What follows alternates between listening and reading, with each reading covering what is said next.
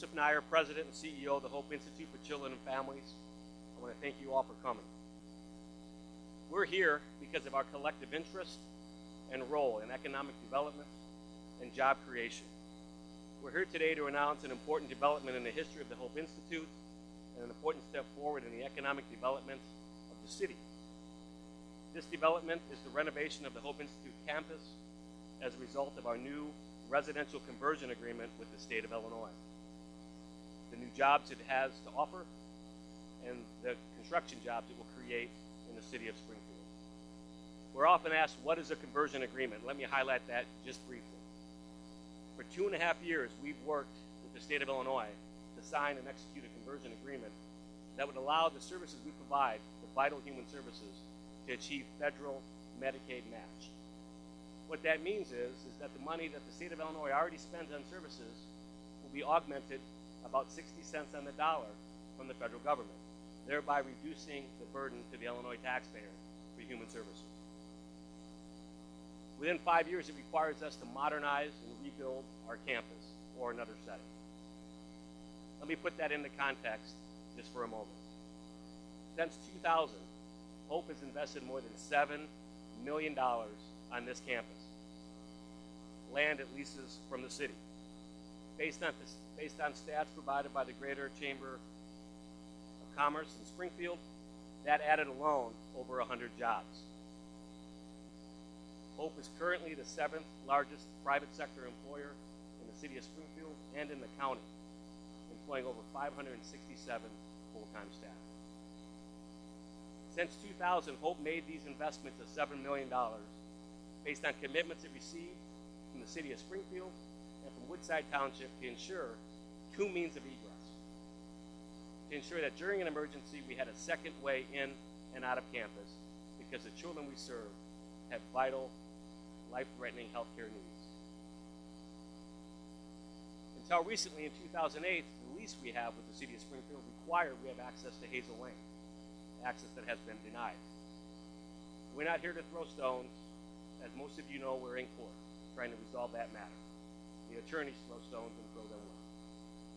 But like any business, we requested these commitments be honored to assure that we can build the infrastructure we need to do business here in Springfield. As a result of the difficulties we've had, we're in a difficult position today because this conversion agreement requires us to rebuild. There are artist renderings on both sides of me of the $6 million in projects we plan for this campus. But our board of directors and I are reticent. We're reticent to invest that money in this campus without getting this access issue resolved. I've been asked, what does it mean if you in the city council cannot resolve these accessibility issues? It means like any other business, we cannot invest the $6 million on this campus. It means like any other business, if we cannot resolve accessibility problems, we have to look at another location for services. We are currently talking and have been meeting with other communities. Hope provides services from Rockford to Carbondale to 26,000 children.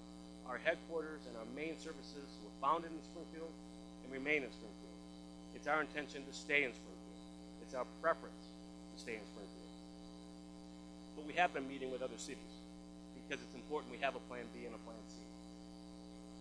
I've been asked, well, how many jobs would you move out of Springfield if the conversion isn't executed? It would be a minimum of 125 jobs at our payroll and an additional 100 construction jobs would leave Springfield and the county.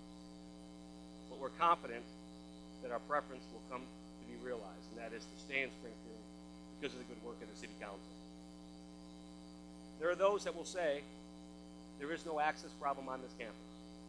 And I'm here to tell you there's a severe access problem that's life-threatening in the winter months, the months we're in right now.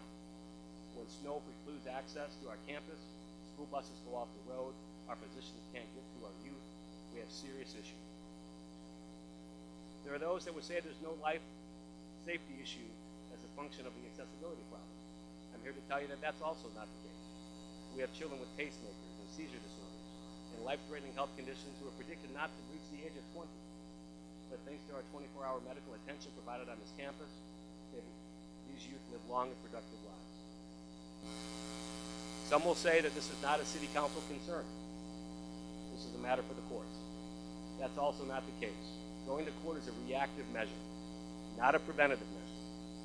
We could be in court for the next 4, 6, 8, 10 years, spending vital resources in court rather than serving children. Once again, this is about vital economic development. It's about health and safety.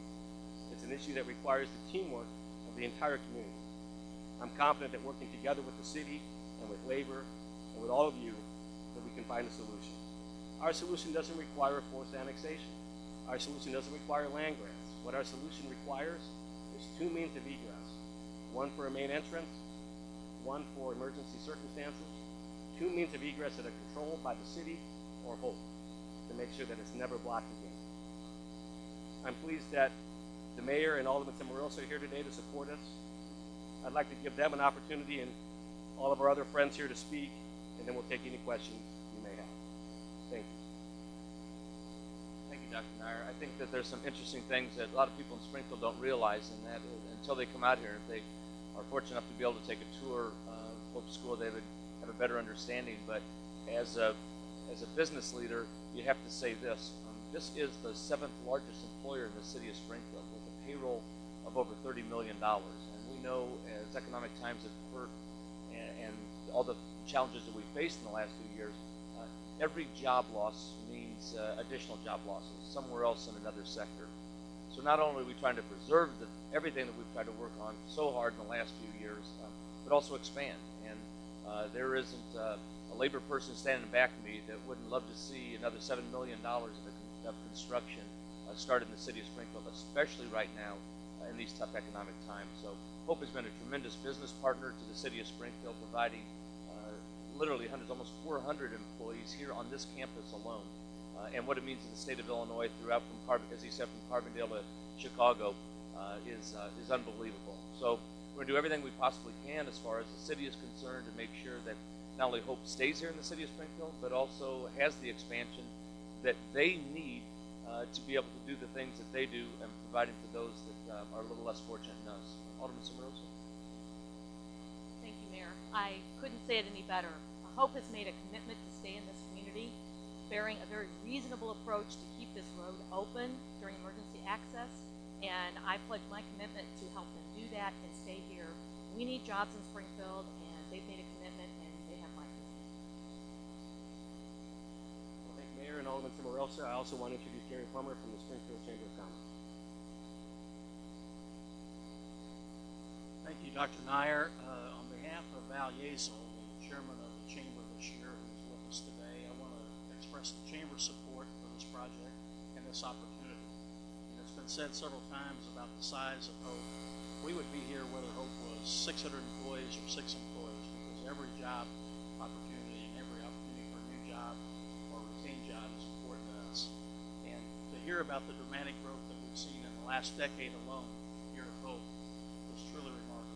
The tradition goes back to 1957, but they have really hit a new stride in the last few years and show a lot of opportunity for continued growth in here in our community. I want to pledge also the Chamber's support to work with local government, not only the city, but other entities in local government, to try to find solutions. We share your optimism about finding the right solution and overcoming some of the barriers that may exist between today and the ultimate resolution and expansion that you have before you today. The Chamber's going to work with local government and with Hope, and I'm sure we'll find a way to make this work. I want to thank you, Gary, for your words of encouragement. We do share that optimism. I'd also like to invite any of our